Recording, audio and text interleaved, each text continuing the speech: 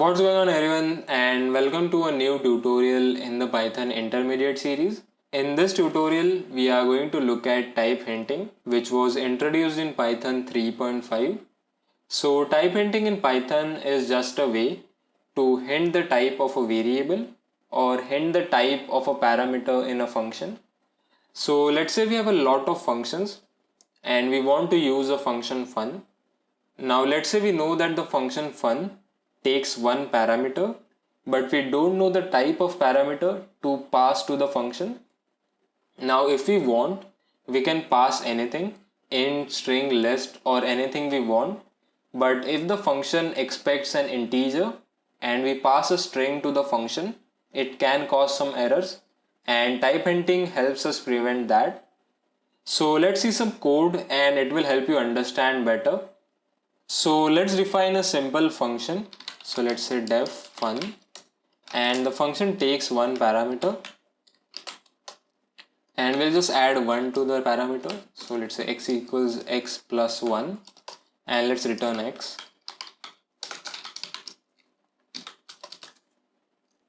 So this is a really simple and easy function, and we can easily tell that we are adding 1 to the parameter, and if we pass a string to this function, this will cause an error. But let's assume that this is a really complex function, and then it can be hard to know what we should pass to this function. So now let's write the same function with type hinting, and it is really easy to do. So after the parameter name, we can use colon and then the type of the parameter we want. So let's say we want x to be an integer, so we can type int. So now we are hinting that we want x to be of type integer, and now just by looking at the function, we know that the function fun takes one parameter of type integer. So let's run this and see if it works. So let's say print fun and let's pass 10, and let's run this, and sure enough it works. We get 11. So 10 plus 1 is 11. Now if we want, we can pass any other type. So let's remove the addition and let's pass a string. So let's say hello, and let's run this, and as you can see it works. So type hinting does not force the type. We can still pass anything that we want. It works similar to a comment. It just helps us with the type of parameters, but when we run the code, it is actually ignored. Now similar to hinting the type of parameters, we can also hint the return type of a function. So to hint the return type of a function, after the round brackets, we can use the minus symbol and then the greater than symbol and then the type. So let's say we want to return int, and let's pass 10, and let's run this, and sure enough it works. So this is how we can hint a return type of a function. We create this arrow with a minus sign and a greater than sign.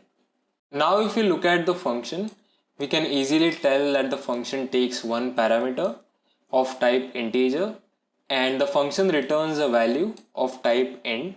So this is why type hinting can be really useful. Just by looking at the function, we can tell the number of parameters the function takes, the type of the parameters the function takes, and also the return type of the function.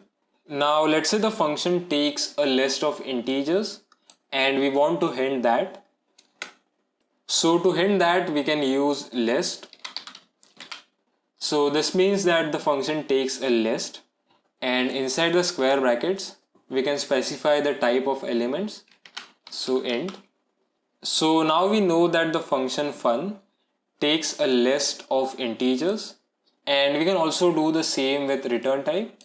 So let's say list of integers, and let's pass a list and run this. So let's say 10 and 1, and let's run this, and sure enough it works as expected. Now we know that a list can have different types of elements, A list can have integer, string, floats, and all the different types of elements.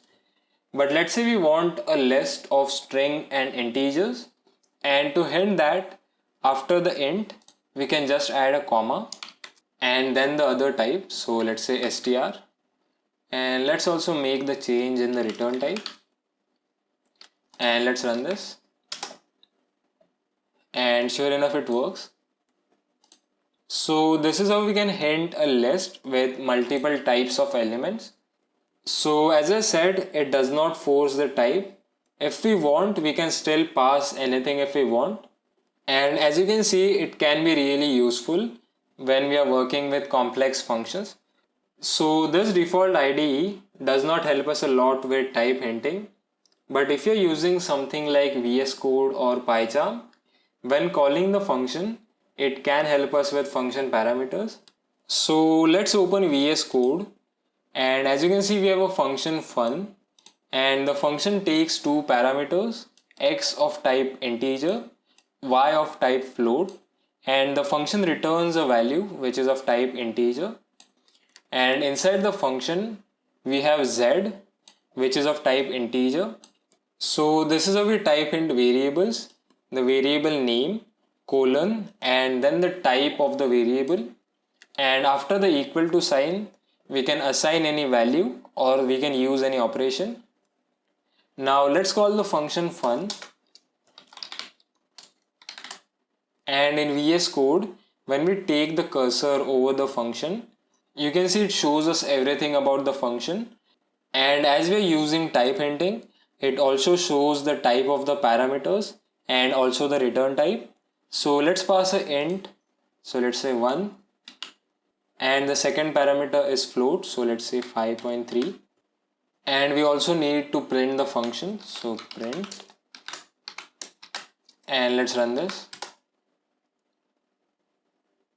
and we get 6.3, which is a float. So this means that the return type of this function should be float. So let's change it, so let's say float. So now if someone else uses this function, he can easily know that the function takes two parameters and returns a float. So type hinting helps us and someone else to understand the code easily. It is really useful and is a good practice if your code is going to be used by a lot of people. So that's going to be all for this tutorial. If you have any questions, feel free to leave them in the comments below. And as always, thanks for watching, subscribe if you learned something, and see you guys until next time.